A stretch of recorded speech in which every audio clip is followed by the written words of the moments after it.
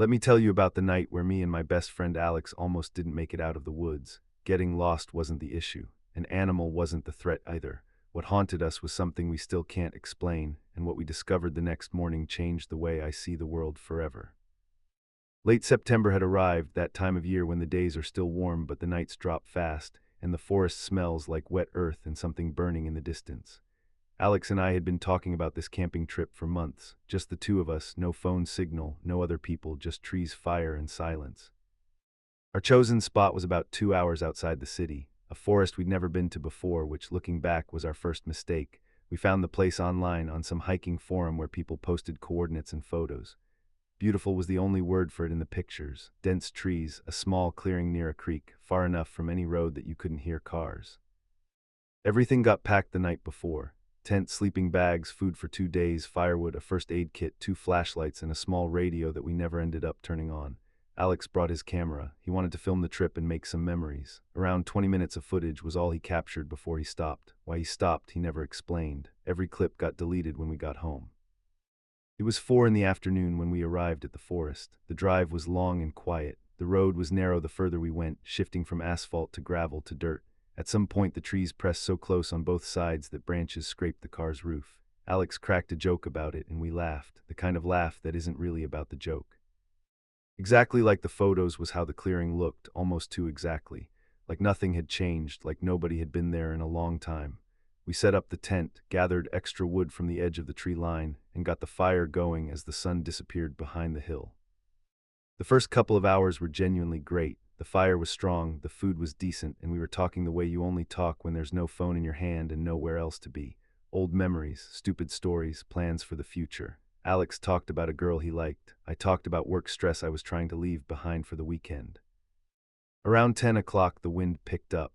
Not unusual for that time of year, but it was the kind of wind that doesn't feel random. It comes from one direction, steady and cold, like something pushing through the trees with purpose. The fire started struggling. We added more wood. Then the sounds started. At first I thought it was just the forest settling, branches cracking, leaves shifting. Normal sounds that your brain turns into something else at night, but Alex heard it too, and Alex is not someone who scares easily. He went still in a way I'd never seen him go still before. Mid-sentence, cup in hand, eyes fixed on the dark line of trees to our left. "Stop talking," he said quietly, not even a whisper, just mouth moving. We both listened. It was a dragging sound, slow and deliberate, like something heavy being pulled across the ground, across dry leaves. It had a rhythm, drag, pause, and it was getting closer, not rushing toward us, just approaching, like it had all the time in the world. We sat there by the fire for what felt like 10 minutes, just listening. The sound would get closer for a while, then stop completely for a minute, then start again from a slightly different direction, like whatever it was circling us. Alex was the one who saw the light first. He grabbed my wrist and tilted his head toward the trees without saying a word. I looked where he was looking, and there it was. Between the trunks, maybe 60 or 70 feet away, a pale blue light, faint, almost like a glow rather than a beam, not swinging like a flashlight would swing, just drifting, smooth and slow, moving parallel to our camp. We watched it for at least 3 minutes. It moved steadily for a while, then paused behind a large tree, and it stayed there, like it was watching us the same way we were watching it. I suggested we call out. Alex grabbed my arm and shook his head. I understood why without him explaining. If it was a person, a normal person, they would have already called out to us. They would have made noise, announced themselves. Nobody walks through a dark forest at midnight in silence. Nobody who means well anyway. We decided to kill the fire. The thinking was that without the fire, they, whoever, whatever it was, couldn't see us as easily. The second the fire went out, we realized what a mistake that was. The darkness that fell over us was total, not city darkness, not twilight, complete darkness. I couldn't see my own hand. We crawled into the tent. Alex zipped it shut. We sat back to back without talking, with our knives out list. Ning to every single sound the forest made. At some point the dragging sound came back, much closer this time. At one point I was almost certain something was standing just outside the tent. I could hear breathing that wasn't Alex's and wasn't mine. Neither of us slept. When the light started coming through the tent fabric, we waited another 20 minutes before unzipping, just to be sure. The forest in the morning was calm and ordinary, birds, light through the leaves, the creek nearby running like nothing had happened. If you'd arrived at that clearing at 7 in the morning, you would have thought it was the most peaceful place on earth. But then we saw the firewood. The night before, we had stacked our remaining wood on the left side of the camp, maybe 5 meters from the tent, a rough pile, the way you naturally drop wood when you're tired and not thinking about neatness. It wasn't there anymore.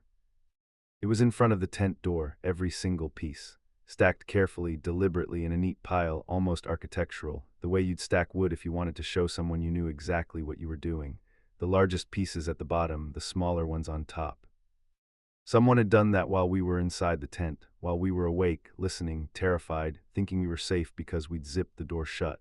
They had been close enough to touch the tent, close enough that if they had wanted to, they could have done anything they wanted to us. Alex stood there staring at it for a long time without speaking. Then he walked to the edge of the clearing and threw up. I started packing immediately. I didn't fold anything, I didn't organize anything, I just pushed everything into bags and moved toward the car. Alex didn't argue. He didn't suggest we stay and investigate, didn't try to come up with a rational explanation. We both just knew without saying it that we needed to leave, right now. The drive back was the most uncomfortable 2 hours of my life, not because of traffic or the road, but because of the silence between us. The kind of silence that isn't peaceful, it's the silence of two people trying to process something they don't have words for yet.